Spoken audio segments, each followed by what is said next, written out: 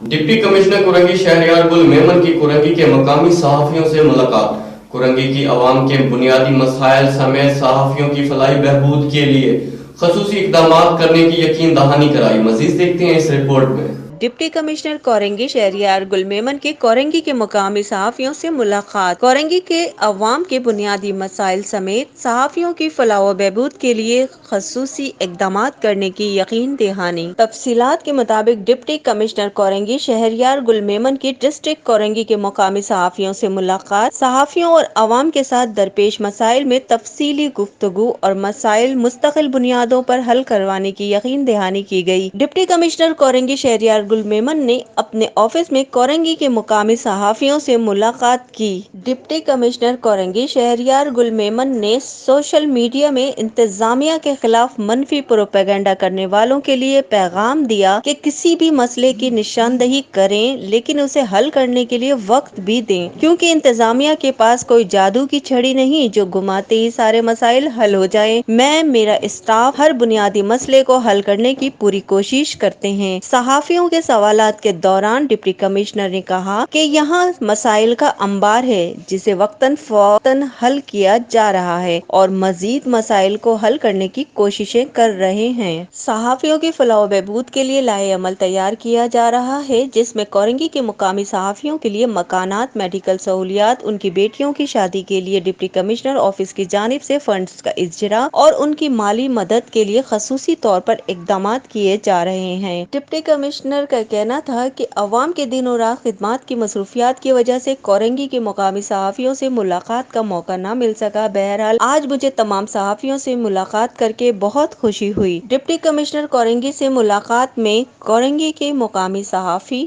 جن میں آصف شاہین، ندیم اسلم، ریحان حنیف، عمران ہاشمی، عامر رضا، اے بی سومرو، سردار صابر عباسی، اورنگزیب شہزاد، میاں خرم شہزاد، فیصل میمن، عارف کمال، حماد صدیقی، امداد حسین کنگو، فدا جمالی، نور سولنگی، نظام بھٹو، راؤ سمیع وغیرہ شامل تھے۔ اس کے علاوہ پوشاک میرانی، عمران اسلم، شاہ رخ بابا سمیت مختلف اخبارات اور چینل سے وابستہ نمائندوں نے شرکت کی۔